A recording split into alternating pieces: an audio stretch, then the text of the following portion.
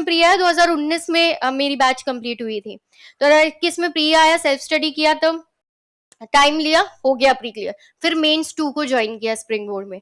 जो सब्जेक्ट्स रह गए थे फाउंडेशन में उनको वहां पर कवर किया। कवर करने के बाद फिर टाइम ऑफ लेकर सेल्फ स्टडी किया। बट वो जो 4 साल थे, आई विल से मेरी लाइफ के सबसे डिफिकल्ट ईयर्स थे वो, पर्सनली भी। ऐसा नहीं है कि आपको ऐसा लगेगा कि इस एग्जाम की वजह से डिफिकल्ट है, इस वजह से भी नहीं। इतनी फैमिली प्रॉब्लम्स आई, इतनी हर तरीके से, इमोशनल तरीके से और फिजिकल तरीके से और फाइनेंशियल तरीके से इतनी problems I. But I had decided कि ये तो मुझे करना ही है, ये चीज मुझसे कोई ले ही नहीं सकता, चाहे कुछ भी आ जाए मैं पढ़ना तो नहीं छोड़ूंगी, और ये चीज तो मैं हासिल कर कर ही रहूंगी। और मेरे इसी डिटर्मिनेशन को देखकर मेरे लॉज ने, मेरे हस्बैंड ने मुझे इतना सपोर्ट किया था, क्योंकि देखते थे आप खाना पीना छोड़ रहे हो, आप सोने से कॉम्प्रोमाइज करो, आप हर चीज से कॉम्प्रोमाइज करो ताकि आप वो अचीव करो, तो दुनिया आपका साथ देगी। इवन पीजी में मेरे फ्रेंड्स है, आपको बताती हूँ, मैं जिस पीजी में रहती थी, मेंस के टाइम पे खाना खाने भी नहीं जाती थी, बैठी रहती थी कि वहां पे जाके लाइन में लगो, रोटी लो, फिर वापस आओ, इतना टाइम वेस्ट हो जाएगा, कोई बात नहीं, रात को एक बार खा लूंगी। पीजी के आंटी को पता चला कि अच्छा अच्छा ये तो एक ही बार खाती है। पीजी की आंटी ने कहा मैं तुझे तेरे रूम में लाके दूंगी, तेरा टाइम नहीं वेस्ट होने दूंगी। तो आज आपके आसपास के लोग आपकी हार्डवर्क को देखते हैं, they appreciate it, they pray for you. इतने लोग हैं जिनको मेरे सिलेक्शन से कोई फायदा नहीं है, but they were praying for me कि इसका हो जाए, इसका हो जाए, इस लड़की ने बहुत मेहनत की है। ऐसा बनना है आपको, किसी को नीचा दिखा के नहीं, सबको अपने साथ लेकर चले, ताकि आपका सिलेक्शन हो जाए।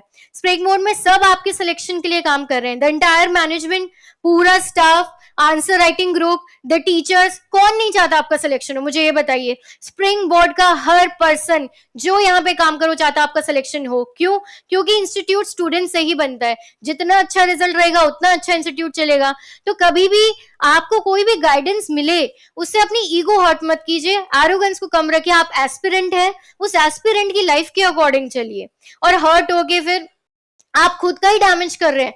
हम भी जब मेंस दे रहे थे तो जो प्रायरली सिलेक्टेड कैंडिडेट्स थे वो हमारी कॉपीज चेक करते थे, तो हम उनके पास जाते थे, वो जो भी बोलते थे, चाहे कभी कभार लगता भी था कि हाँ सही सही लिखा है मैंने, सर नोट्स के अंदर तो यही था, बट फिर भी कभी बहस नहीं की कि मैम बता रहे हैं ना, तो मैम भी यही चाहते हैं कि मेरा सिलेक्शन हो, इसलिए उन्होंने वो पॉइंट बताया और उस पॉइंट को उसके अंदर डालते थे। वो तो मुझसे ऊपर स्ट्रैटेजी जाननी है। स्ट्रैटेजी में ऐसा कुछ नहीं है कि भाई 18 घंटे पढ़ना है, 17 घंटे पढ़ने हैं। पर्सनली मेरी ऐसी स्ट्रैटेजी थी कि क्योंकि सबको ऐसा रहेगा कि कुछ तो स्ट्रैटेजी होती होगी जो बताते नहीं है, ऐसा मैं टारगेट सेट कर दी थी। हर दिन के टारगेट सेट कर लिया। एक मेरे पास कॉपी है, वो मैं सबको दिखाती हूँ, देखो ये मेरी स्ट्रैटेजी थी। पतली सी कॉपी थी, उसमें जैसे मार्च का महीना लिख लिया, साइड में सब्जेक्ट्स लिख लिए और पूरा उसको बॉक्स बना लिए पूरे महीने के, और उसमें लिख लिए कि आज हिस्ट्री का ये टॉपिक कंप्लीट करना था, पॉलिटी का ये कंप्लीट, रोज उसको फिर टिक करना कि आज मैंने ये कर लिया, ये कर लिया। अब वो जो टिक नहीं हुआ है ना, वो सोने नहीं देता था। ये टिक नहीं हुआ, ये टिक नहीं हुआ, सोती थी तो टिक नहीं हुआ, टिक नहीं हुआ, उठती थी वापस, उसको टिक करके फिर ही नींद आती थी। ये मेरी स्ट्रैटेजी थी। और किसी की कुछ और भी हो सकते हैं, मुझसे बेहतर है, ऑब्वियसली मुझसे बेहतर है, तभी वो मुझसे बेहतर रैंक लेकर आए हैं। तो ये एक स्ट्रैटेजी थी जिसको मैं फॉलो करती थी। टारगेट्स को चाहे 4 घंटे में हो जाए, 4 घंटे की पढ़ाई मेरी सफिशिएंट है। फिर अगर 14 घंटे में भी नहीं हो रहा है ना, तो मैं बैठूंगी 16 घंटे और मैं उस चीज को अचीव करके ही सोऊंगी, नहीं तो मुझे चैन नहीं पड़ेगा। आज तबीयत खराब हो गई, उस दिन का टिक नहीं हुआ है, अब वो दिमाग में चलता रहेगा कि वो वाला मेरा मार्क नहीं हुआ है, मार्क नहीं हुआ है, एंड मैं किसी ना किसी दिन थोड़ा थोड़ा टाइम बचा के उसके अंदर इन्वेस्ट करके उस दिन को कंप्लीट करूंगी। तो ये एक आपके back of the head any day चलना चाहिए। और रही बात शांति काल की, जैसे आप शांति काल में है, अभी 2-2.5 साल आपके यहाँ पे शांति रहेगी, फिर इमरजेंसी लग जाएगी जब अगली भर्ती आ जाएगी। तो शांति काल में आपको क्या करना है, कंसिस्टेंट रहना है, एवरी डे कंसिस्टेंट रहना है। स्टूडेंट्स आके मुझसे बोलते हैं रटा ही नहीं जा रहा है यार, इतना पढ़ा ही नहीं जा रहा है, याद ही नहीं हो रहा है, क्योंकि आप तब बैठे जब आपका प्री निकल गया, तब आप मेंस के लिए बैठे। डेली बैठना है, डेली। जब मैंने 2018 से कोचिंग की, ये हमें राजवीर सर ने बताया था और उपेंद्र सर ने भी यही बताया था कि डेली पढ़ना है, और डेली जो पढ़ाया गया वहीं से शुरू करके पढ़ना है। वो सब्जेक्ट कंप्लीट हुआ, आपका भी उसके साथ कंप्लीट हो जाएगा। नेक्स्ट सब्जेक्ट शुरू हुआ, नेक्स्ट सब्जेक्ट के साथ यही स्ट्रैटेजी। तो आई डोंट थिंक 2018-19 से लॉकडाउन के दौरान थोड़ी सिचुएशंस डिफिकल्ट हो गई थी, बट उसके अलावा आई डोंट थिंक मैंने कभी कोई दिन स्किप किया। डेली मैं वो जो पढ़ाया गया क्लास में उसको जाके फर्स्ट पेज से वापस पढ़ती थी। तो इतनी मेहनत लगती है, कंपटीशन कितना है। You have seen the cut off, सब एक्सपेक्ट कर रहे थे 85, 87, 90, बट देखो कहाँ चली गई है कट ऑफ, क्योंकि कंपटीशन बहुत ज्यादा है। थोड़ा सा भी आपको लीनियंट नहीं होना है, डिसिप्लिन लाइफ जीनी है आपको, ठीक है। स्ट्रगल की बात कर ली, आंसर राइटिंग की बात कर ली, ठीक है। आंसर राइटिंग को कैसे एनरिच करना है, बेहतर बनाना है कि मुझे ये पता है, उस एकदम हाईलाइट करके आओ कि देखो मैंने यहाँ पे ये पॉइंट लिख दिया है, ठीक है। Next is material. अब इसके लिए भी इतने स्टूडेंट्स पूछते हैं कि कहाँ कहाँ मटेरियल पढ़े, इसके लिए पबैट के लिए कौन कौन सी बुक्स पढ़ ले, पॉलिटी के लिए कितनी कितनी बुक्स पढ़ ले। ऑनेस्टली, सच्ची में सिंसियरली बता रही हूँ, मैंने सिर्फ स्प्रिंग बोर्ड का कंटेंट पढ़ा है, सिर्फ। मैंने कोई और कंटेंट नहीं देखा। स्प्रिंग बोर्ड की शॉर्ट नोट्स के लिए तो आई थॉरली रिवाइज देम, इतनी बार रिवाइज कर लिया, क्योंकि शॉर्ट नोट्स जो शॉर्ट सब्जेक्ट से 20-20 मार्क्स के, उसके बहुत ही प्रिसाइज नोट्स देते हैं कोचिंग, तो उसको रिवाइज करना बहुत इजी है और बहुत जल्दी याद भी हो जाता है। तो उसको आपको इतनी बार अच्छे से कर लेना है शॉर्ट सब्जेक्ट्स को। एंड उसके बाद जो बाकी के सब्जेक्ट्स हैं उसके लिए भी मैंने स्प्रिंग बोर्ड को ही फॉलो किया है। हाँ, जो मैं आपको बता रही हूँ कि कहीं से कुछ अच्छा मिला उस टॉपिक से रिलेटेड, तो स्टार बना के ऊपर लिख लिया कि ये वाला पॉइंट मुझे फिर काम आएगा, इसको मैं लिख कर आऊँ, ठीक है। टारगेटेड स्टडी रखनी है और इधर उधर भागना नहीं है। वो कहते हैं ना कि एक को पानी की चाह में कभी कभार आधा भी नहीं मिल पाता है, तो पहले उस आधे को सिक्योर करो, ठीक है। इधर उधर मत भागो कि बिहेवियर भी कर लूं, स्पोर्ट्स भी कर लूं और हिस्ट्री भी कर लूं और आज सब कुछ ही खत्म कर दूं, ऐसे नहीं होगा। दो दो तीन तीन सब्जेक्ट्स लेके चलो, बहुत सारे सब्जेक्ट्स है कवर करने के लिए। एंड वीकनेस में बाद में आएंगे, जो मेरी कमियां रही इसके बाद। रिजल्ट के लिए प्रिपेयर रहना है, जो भी रिजल्ट आए उसके लिए प्रिपेयर्ड रहना है। मैं इसके लिए भी प्रिपेयर्ड थी कि मेरा नहीं होगा तो मैं क्या करूंगी, मैं अगले दिन से फिर मेंस की तैयारी में लग जाऊंगी, ऐसा मैंने सोच लिया था। घर वालों को नहीं बोला था, उनको क्यों डिमोटिवेट करे, बट खुद से मैं कहीं ना कहीं इस चीज के लिए मैंने खुद को एकदम कर लिया था तैयार, एकदम स्ट्रेंथ इकट्ठी कर ली थी कि नहीं होगा ऐसा तो क्या करना है। मेंस का रिजल्ट आया था तब भी मैं इतना खुद को मैंने कर लिया था। थोड़ा बहुत रोना आता है, सब थोड़ा क्या बहुत रोना आता है, आप इतनी मेहनत कर रहे हैं और नहीं हो आपका, बट आपको हर तरीके से तैयार रहना। आपका हो गया, आपकी क्या स्ट्रैटेजी रहेगी, आपका नहीं हुआ, आपकी क्या स्ट्रैटेजी रहेगी, दोनों चीजों के लिए। क्योंकि आप क्या है, स्मार्ट चिल्ड्रन है, आज स्मार्ट एस्पिरेंट्स आज के, क्योंकि आपके पास इतना टाइम ही नहीं है कि आप टाइम वेस्ट करें कि 1 महीना डिप्रेशन में चले गए, उसके बाद आप कह रहे हो मैं तैयारी छोड़ रहा हूँ। इतनी रेस लगी हुई है आपके साथ, कोई आपका साथ का एस्पिरेंट बैठकर वो सोचेगा यार 1 महीना इसके साथ वेस्ट कर दिया, नहीं। खुद को सेल्फ मोटिवेटेड रखो, ऊपर नीचे होता है, ऐसा नहीं कि पहली बार मैंने पेपर दिया और हाँ ये वाला एग्जाम पहली बार दिया, इससे पहले भी बहुत मेहनत करके मैंने ईपीएफओ का एग्जाम भी दिया था, जिसमें मैं 2-3 नंबर से रह गई थी। उस दिन लगा दुनिया ही खत्म हो गई। हुआ कैसे नहीं, इतनी मेहनत की, इतना अच्छा पेपर गया, फिर कैसे नहीं हुआ, क्यों नहीं हुआ, क्योंकि इसमें होना था, ठीक है। आपका जो प्लान है ना, उससे बहुत अच्छा ऊपर वाले का प्लान है। तो ऊपर वाले पे भरोसा, आप किसी भी मानते हो, आप अपने माता पिता में मानते हो, मैं ये नहीं कह रही कि आपको भगवान में ही मानना है, आप किसी सोर्स ऑफ पावर में मानते हो, ह्यूमैनिटी में मानते होंगे, मानवता में तो हर कोई मानता है, तो उस पर भी भरोसा रखो कि नहीं मेरा जो एफर्ट है ना वो कभी भी वेस्ट नहीं जाएगा। फिर वो जो मैंने ईपीएफओ में तैयारी की वो आगे कंटिन्यूस होके मुझे फिर इसमें मेंस के अंदर, इंटरव्यू के अंदर काफी बेनिफिशियल रही। ईपीएफओ में अकाउंट्स वगैरह भी आता है, तो वो फिर मेंस के सब्जेक्ट्स के अंदर उसने मेरे को बहुत फायदा पहुंचाया। मुझे उतना हार्ड वर्क नहीं करना पड़ा जितने मेरे साथियों को करना पड़ा। आपकी कोई तैयारी वेस्ट नहीं जाएगी। एंड हर बार मैं ये सोचती थी, जब भी लाइफ में कोई प्रॉब्लम आई, जब भी लाइफ में ऐसा लगा कि यार इससे आगे क्या होगा, तो ऐसे सोचे कि it is just making my story better.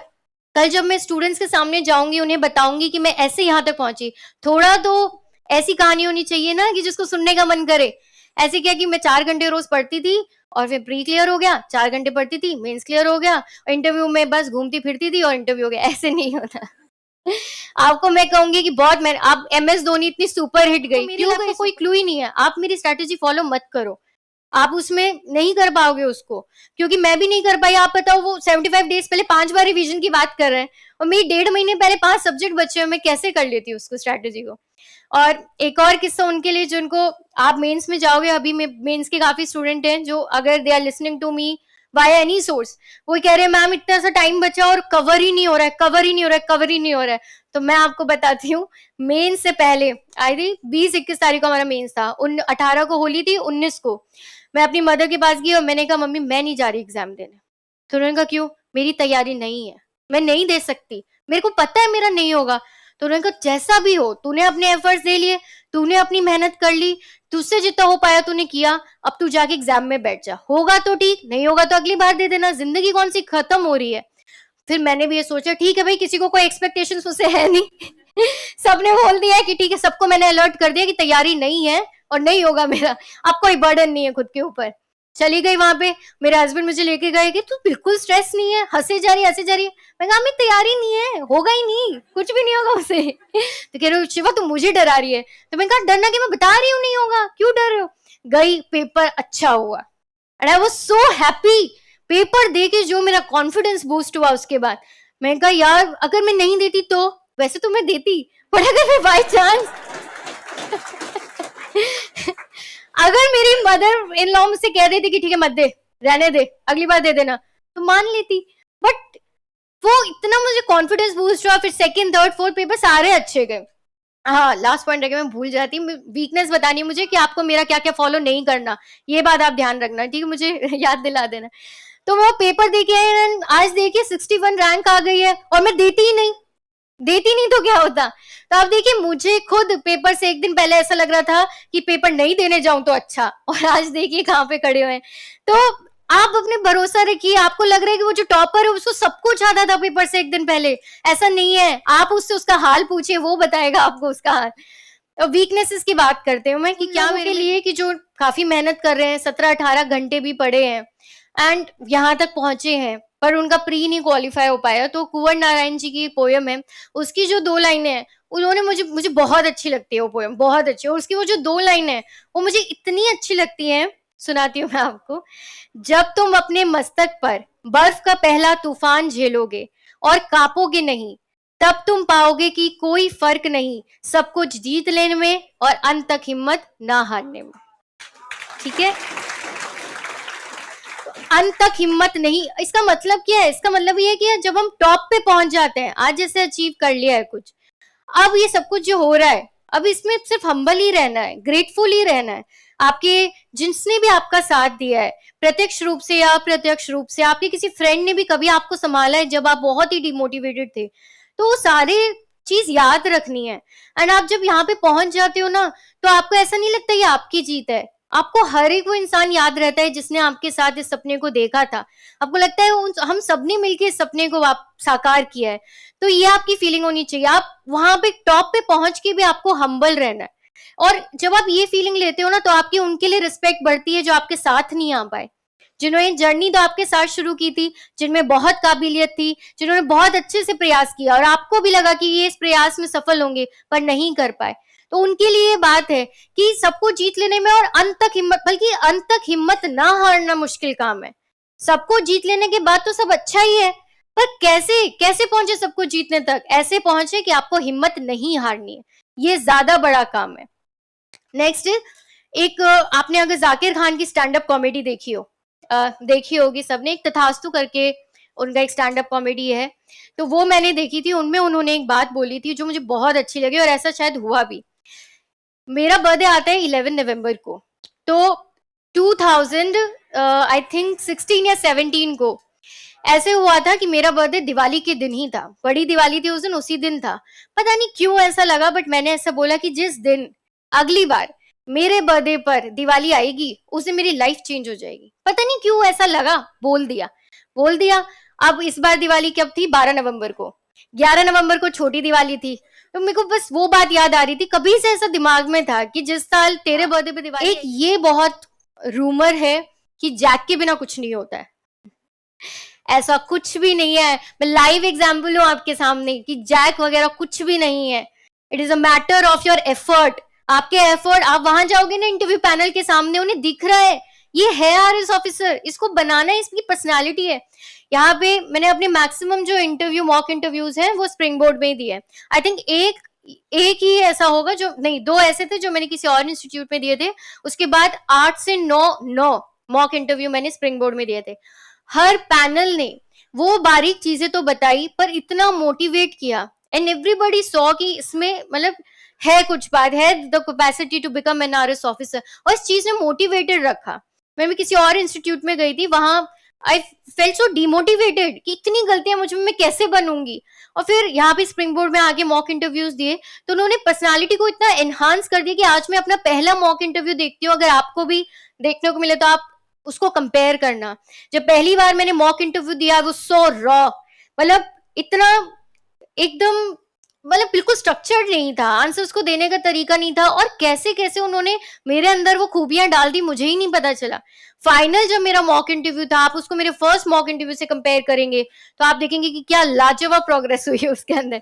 And इसमें मेरा रोल नहीं है, इसके अंदर जो पैनल है ना, वो पैनल आपको इस तरीके से बताता है कि आपको बुरा भी नहीं लगता, आप डिमोटिवेटेड भी फील नहीं करते, आप मोटिवेशन के साथ उस चीज को अंदर अपने पर्सनालिटी में इनकलकेट करके फिर निकलते हैं। तो ये सारी स्ट्रैटेजी आपकी इस तरीके से ही रहेगी। एंड जैक वगैरह से कोई नहीं डरना है कि इसकी जैक लग जाएगी, इसके पास इतना पैसा, उसके पास ये वाली सिफारिश है, मेरे पास कोई सिफारिश नहीं है, कोई जैक नहीं है, ना कैश ना चेक है ना जैक है, ठीक है। सिर्फ अपने पास क्या है, मेहनत है, और मेहनत के बलबूते पे करना। काफी लोगों ने मुझे भी ऐसे डाइवर्ट करने की कोशिश की, इतने पैसे तो लगते हैं, इतने पैसे तो लगते हैं, वो पैसे दे देगा, वो पैसे दे देंगे, और कहाँ पे स्टैंड करेगी तू। मैंने कहा मेरा तो होगा, चाहे उसका पैसे से हो रहा हो, मेरा तो मेरी मेहनत से ही होगा। और आज जब हुआ, एंड द वेरी पर्सन जिसने मुझे कहा था वो अपनी फैमिली को लेके मेरे घर पे आया एंड दे सेड कि यार शिवा तूने मना दी ये बात कि एफर्ट से ऊपर, मेहनत के ऊपर कुछ भी नहीं है, मेहनत के सामने सब झुक जाते हैं। अपनी मेहनत पे पूरा पूरा ट्रस्ट रखना है, कोई कुछ भी बोले आपको ये भरोसा रखना है कि भगवान देख रहा है, मेरे मेहनत हो रही है, मैं सिंसियरली मेहनत करूंगा, मुझे उसका फल मिलेगा, एंड 100% श्योर आपको फल मिलेगा। अभी आपको लग रहा होगा, प्री क्लियर नहीं हुआ, आपको लग रहा होगा कि ये क्या हो गया मेरे साथ, मैं इसके लिए तो बना था, आप बने हो। मैंने अपनी फ्रेंड को भी समझाया, she is a friend, and उन्होंने प्री के लिए अपीयर किया था और कुछ मार्क्स से रह गई, रोते हुए उनका मेरे पास फोन आया कि यार हुआ ही नहीं, मैं बनी तो थी इसके लिए बनी। मैं कहा तू बिल्कुल बनी है, ऐसे मत सोच तू नहीं बनी, अभी तेरा प्री हो जाता फिर तू मेंस में बैठती, पर मेंस की तो अभी प्रिपरेशन है ही नहीं तुम्हारी, तो तुम मेंस में रह जाते। तो इस हर चीज को पॉजिटिवली, अगली बार जब आप प्री दोगे आपका प्री भी निकलेगा, मेंस भी निकलेगा और इंटरव्यू भी निकलेगा, आपकी तीनों चीजें निकलेंगी। नहीं तो लोगों को क्या कहोगे, हाँ प्री तो निकल गया था, मेंस रह गया, क्यों बोलना है, हमें तीनों चीजें निकालनी है। तो भगवान ने आपको समय दिया है, ठीक है, भगवान ने बताया अभी तू तैयार नहीं है, तैयार हो फिर मैदान में आ, तैयार हो के, मैं सुल्तान मूवी देखी है ना सबने, हाँ, तो वैसा ही कुछ सिस्टम है। कोई बात नहीं, प्री नहीं निकला, एक सेटबैक है, भगवान ने तैयार होने का टाइम दिया है, टाइम को यूटिलाइज कीजिए, प्री के साथ मेंस की तैयारी कीजिए, एंड इंटरव्यू के लिए you will get sufficient time, और मेंस के साथ साथ आपकी खुद की पर्सनालिटी इतनी डेवलप हो जाएगी कि आप इंटरव्यू के लिए भी तैयार हो जाएंगे। तो इसको सेटबैक नहीं समझना है, भगवान की तरफ से दिया गया एक गिफ्ट समझना है, क्योंकि जब मेंस क्वालिफाई नहीं होता ना वो ज्यादा हर्ट करता है, प्री क्वालिफाई नहीं होता ना हम उससे ऊपर उठ जाते हैं, कोई बात नहीं अगली बार कर लेंगे। मेंस में इतनी मेहनत लगती है, इतनी मेहनत लगती है, जब वो नहीं होता ना बहुत बुरा लगता है, उससे कम बैक करना थोड़ा डिफिकल्ट हो जाता है। तो कोई बात नहीं, इस सेटबैक को भी हमें अपने एडवांटेज के रूप में ही क्या करना है, यूटिलाइज करना है।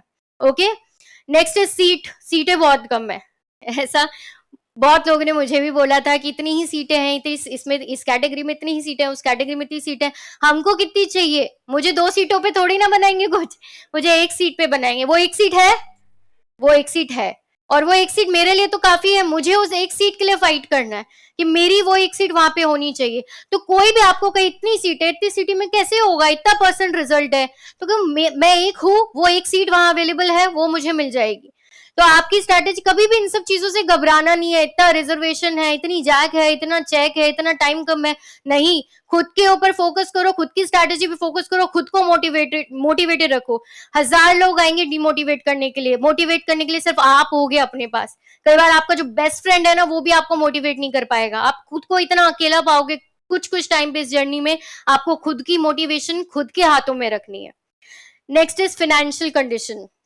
मेरे कुछ फ्रेंड्स हैं, उनका ऐसा कहना है, कुछ नोन है, हर किसी की फाइनेंशियल कंडीशन अलग अलग होती है, कुछ बहुत अच्छी फैसिलिटीज अफोर्ड कर सकते हैं, कुछ नहीं कर पाते हैं, अपनी फाइनेंशियल कंडीशन को समझना है, ठीक है। किसी को कॉपी नहीं करना है, वो वहां जाके वहां रहकर उसको उसने इतनी फैसिलिटीज ली थी, मुझे भी सेम वैसा ही चाहिए, ऐसे नहीं होता है। यू हैव टू, आप एक आरएस अधिकारी बन रहे हैं, आपने अगर एथिक्स अभी तक हुई हो आपकी क्लास में, आपने उसमें पढ़ा होगा क्या क्या एक सिविल एस्पिरेंट की क्वालिटीज होती है। कंपैशन आता है उसमें, कंपैशन आती है कि सौहार्द की भावना होनी चाहिए, ठीक है, दया की भावना होनी चाहिए, कृपा की भावना होनी चाहिए, एम्पैथी होनी चाहिए, सिंपैथी होनी चाहिए, होना चाहिए। तो ये अपने पेरेंट्स के लिए भी रखो, अपनी फैमिली के लिए भी चीजें रखो। ये दूसरों के लिए नहीं है कि आप सिविल सर्वेंट बन जाओगे तो पब्लिक के लिए ऐसा होना चाहिए। आपकी लाइफ में जो जो पर्सन्स हैं, हर किसी के लिए आपके मन में ऐसी भावनाएं होनी चाहिए। नहीं है तो इनकलकेट करो, क्योंकि आपको एक अधिकारी बनना है तो आपके अंदर ये सब होना चाहिए। तो आप समझो, एक प्रत्येक परिस्थिति को समझो। अगर आपको बाहर आना है तो इसके लिए तैयार हो कि ठीक है, जो भी परिस्थिति होगी मैं जूझ के उससे लड़ के वहां पे रहूंगा या रहूंगी और अपना सिलेक्शन करवाऊंगी। आपको लगता है कि ठीक है ऐसी स्थिति नहीं है, घर पे रह के पढ़ाई हो सकती है, तो वैसे करो। पर कभी भी प्रेशराइज नहीं, फैमिली प्रेशर उल्टा अपने पेरेंट्स पे नहीं डालना है कि नहीं उसने ऐसे करी थी, वहां जाके करी थी, तो मैं भी यही करूंगा। हमें हर स्थिति समझनी है। आप किसी और की ऐसी कहानी होनी चाहिए ना कि जिसको सुनने का मन करे। ऐसे क्या कि मैं 4 घंटे रोज पढ़ती थी और फिर प्री क्लियर हो गया, 4 घंटे पढ़ती थी, मेंस क्लियर हो गया, और इंटरव्यू में बस घूमती फिरती थी और इंटरव्यू हो गया। ऐसे नहीं होता। आपको मैं कहूंगी कि बहुत आप MS धोनी इतनी सुपर हिट गई, क्यों गई सुपर हिट? क्योंकि उसके अंदर MS धोनी का जो स्ट्रगल दिखाया है, आपको बार बार देखना। आप जिस दिन हिम्मत हारते हो, आपका मन करता है आज वो वाली मूवी देख लेते हैं। फिर एक आशाएं मूवी है, फिर मैरी कॉम मूवी है। क्यों ये मूवी इतनी सुपर हिट है? क्योंकि हम खुद के स्ट्रगल को उसके स्ट्रगल में देखते हैं। ये जीतेगा ना तो मैं भी जीतूंगी। इंडिया के वर्ल्ड कप का ऐसा ही था। इस बार इंडिया सेमीफाइनल में जीता, तो उस दिन रिजल्ट आने वाला था। आई थिंक 17 को ही था इंडिया का सेमीफाइनल, 16 या 17 ऐसे ही था। I am not a big fan of cricket, but world cup था तो देखना ही था। तो मैं सोचा था इंडिया सेमीफाइनल जीतेगी तो मैं भी जीत जाऊंगी। इंडिया के थोड़ा सा कुछ मैच में ऊपर नीचे हुई and everybody was like India को तो जीतना मुश्किल है। मैं कहा इंडिया तो आज जीतेगी। क्योंकि दिमाग में क्या था, इंडिया जीतेगी तो मैं भी जीत जाऊंगी, और इंडिया जीत गई। इंडिया की जीता है, बस रिलैक्स्ड, अब हो जाएगा, अब अपना हो जाएगा। फिर वर्ल्ड कप का कोई बात नहीं। अब नेक्स्ट आता है सोशल मीडिया। सोशल मीडिया मतलब बिल्कुल बॉयकॉट कर दे, सोशल मीडिया को बिल्कुल हटा दे अपने फोन से, या थोड़ा लिमिटेड एक्सेस कर दे। तो इसके लिए मैं सबकी देखो, कंट्रोल आपका अपने ऊपर होना चाहिए, सेल्फ कंट्रोल। मैंने अब 2-3 साल बाद अब इंस्टाग्राम अपलोड किया, और इंस्टाग्राम पे पहली फोटो ये लगाई आफ्टर 2019 कि Shiva Joshi 61st rank RS 2021। तो एवरीबडी, मतलब जो मेरे दिल्ली के स्कूल के स्टूडेंट्स थे, मैं 11th-12th झुंझुनू से की, वहां के थे। कॉलेज के स्टूडेंट्स जो मैंने बीकानेर से किया, वहां के स्टूडेंट्स थे। एवरीबडी वाज लाइक अच्छा इसमें लगी हुई थी ये। सबको लगा शादी के बाद कहाँ गायब हो गई, क्या हो गया इसके। एंड स्पेक्यूलेशंस, गॉसिप्स कहीं कहीं से आ रही हैं, वो कुछ कह रहा है, वो कुछ कह रहा है। टर्न अ डेफ ईयर, कुछ नहीं सुनना है। Your result will make the noise. आपका रिजल्ट वो आवाज करेगा जो आप करना चाहते हो। और आई नो मैरिड गर्ल्स के लिए थोड़ा डिफिकल्ट होता है, I really understand this, and working people के लिए भी डिफिकल्ट होता है, बहुत डिफिकल्ट होता है। मेरे मदर इन लॉ को भी इतना कुछ सुनना पड़ा लोगों से कि काफी कुछ सुनना पड़ा, बट उन्होंने भी बस कान बंद कर लिए कि नहीं, वो लड़की मेहनत कर रही है और मैं उसकी मेहनत को वेस्ट नहीं जाने दूंगी। एंड आज एवरीबडी नोज। कहाँ से फोन आ रहे हैं, चेन्नई से फोन आ रहा है, अलीगढ़ से फोन आ रहा है, कहाँ रिलेटिव्स रहते हैं अब पता चला, इससे पहले पता ही नहीं था कि यहाँ पे रहते हैं। नेक्स्ट इज ये जो आज का मोमेंट है ना, इट फील्स सररियल। लग ही नहीं रहा कि एक्चुअली में मैं यहाँ खड़ी हूँ। तो इस मोमेंट के लिए सब करना है। इस मोमेंट के लिए आपको अपनी जी जान झोंक देनी है। मैं अपने हर फ्रेंड को ये कहती हूँ जिनको मैं चाहती हूँ ना उनका हो, हर किसी को मैं कहती हूँ खुद पे तरस मत खाओ। पहली बात तो मैं इतने घंटे से सोया नहीं हूँ यार, 4 घंटे हो गए, 8 घंटे हो, कल तो 2 ही घंटे की नहीं, क्या हो गया? तो you doing it for your self. आप किसी के लिए थोड़ी ना कर रहे हो, आप खुद के लिए कर रहे हो। आपको पता था जब ये स्ट्रगल होना था, आपको पता था कि ये सब कुछ होगा। आप कितने दिन नहीं सो पाओगे, ये सब कुछ आपको पता था। ये सब जानते हुए आपने ये सोचा कि मुझे ये बनना है। तो स्ट्रगल को एक्सेप्ट करो। ऐसे ही कुछ भी नहीं होता और हर फील्ड के स्ट्रगल होते हैं। एक्टर एक्ट्रेसेस को भी आप देखोगे ना, किसी भी एक्ट्रेस, शाहरुख खान को या किसी को भी, आपको नहीं पता वो कितना उसमें इनपुट करते हैं ताकि वो सुपरस्टार बन पाए, आपके फेवरेट बन पाए। कितने कितने घंटे डांस करते हैं, कितना ट्रैवल करते हैं, यहाँ जाते हैं वहां जाते हैं। हमें सिर्फ वो जो चकाचौंध होती है वो दिखती है, ये हो गया वो गया, पर उसके पीछे का हार्डवर्क किसी को नहीं दिखता। अब ये जो मोमेंट है ना, ये मोमेंट मैंने इतनी रात सोने से पहले सोचा है कि मुझे ये वाला मोमेंट अपनी लाइफ में लाना है। और ये मोमेंट लाने में इतनी मेहनत लगी है ना, आपको भी बहुत मेहनत करनी है, हर दिन मेहनत करनी है। जब भी ऐसे डिमोटिवेट फील करो ना, आंख बंद करो, ये वाला मोमेंट सोचो, मैं वहां खड़ा हुआ हूँगा, मैं सबको बता रहा हूँगा कि कैसे करना है, कैसे पढ़ो, क्या गलती मत करो, क्या गलती आप कर भी सकते हो, ये सब चीजें आप बता रहे होंगे। ये मोमेंट आपको ऐसे रिजुवनेट कर देगा ना कुछ करने के लिए। मुझे तो इसी ने वर्क किया था। आंख बंद करती, मम्मी के बारे में सोचती, पापा के बारे में, मेरे हस्बैंड के बारे में, इन लॉस के बारे में, कि जिस दिन मैं बन जाऊंगी वो कितने खुश होंगे। तो आपको यही चीज क्या आगे बढ़ाएगी, जब आप खुद के पेरेंट्स के बारे में सोचते हो और जो आपके क्लोज वंस उनकी हैप्पीनेस के बारे में सोचते हो, सबसे बड़ी खुशी है, सबसे बड़ी। मैं बन गई, ठीक है, उसी थोड़े ही टाइम बाद आई वाज लाइक ठीक है, हाँ सही है, इतना करा था, हो जाना चाहिए था। बट जब my mother in law was crying, और मैंने उन्हें कभी रोते हुए नहीं देखा, माय फादर वाज क्राइंग, और वो देखकर मुझे रोना आ गया। तो ये सारे मोमेंट्स आपको क्या करते हैं, बहुत इंस्पायर करते हैं। तो हमेशा आंख बंद करके ये सोचना है कि जब मैं ये अचीव कर लूंगा तो क्या क्या होगा, एंड वो आपको चलते रहने के लिए क्या करेगा, हमेशा प्रेरित करेगा। नेक्स्ट इज सोशल मीडिया से आपको आप बिल्कुल भी छोड़ सकते हैं, वो आपकी चॉइस है। अगर आपको पसंद नहीं है, मोस्ट ऑफ द जो एस्पिरेंट्स उनको नहीं पसंद होता, आप छोड़ दीजिए, बट या फिर लिमिटेड एक्सेस रखिए। एंड मुझे नहीं लगता कि लिमिटेड एक्सेस भी रखना चाहिए, कुछ ज्यादा नॉलेजेबल रील्स वगैरह ने तो एकदम ही ऐसा बना दिया है सोशल मीडिया को। तो थोड़ा लिमिटेड एक्सेस कर दो इनका। यूट्यूब देखिए, यूट्यूब पे थोड़ा बहुत शॉर्ट्स आता है, पर उसके साथ यूट्यूब पे कितने सारे लेक्चर्स हैं, मोटिवेशनल वीडियोस हैं, ये सब भी आती हैं। सोशल मीडिया भी आप चला रहे हैं, आपको लगता है मैं इसके बिना रह ही नहीं सकता, मैम यही तो मेरा सोर्स ऑफ रिक्रिएशन है, तो फिर मैं आपको नहीं कहूंगी आप उसको छोड़िए। आप कुछ ऐसे पेजेस को फॉलो कीजिए, कोई मोटिवेशनल, ऐसे एस्पिरेंट्स के लिए कोई पेजेस हैं जो आपके सामने आए तो आप लेट कर देख रहे हो और आप उसको देखकर बैठ जाए, अब ठीक है, अब इसको साइड में रखो और पढ़ाई करो। ऐसे पेजेस को, ऐसे लोगों को फॉलो कीजिए कि आप सराउंडेड हो जाए इस ड्रीम से। ये ड्रीम आपको इतना कवर कर ले कि मुझे ये करना है, हर कहीं से आपको यही शोर सुनाई देना चाहिए। इस तरीके से आपको हर चीज अपने अकॉर्डिंग करनी है, ना कि खुद को किसी और की चीज के अकॉर्डिंग चलाना है। तो सोशल मीडिया का यूसेज उतना रखिए कि आपके लिए बेनिफिशियल हो, ठीक है।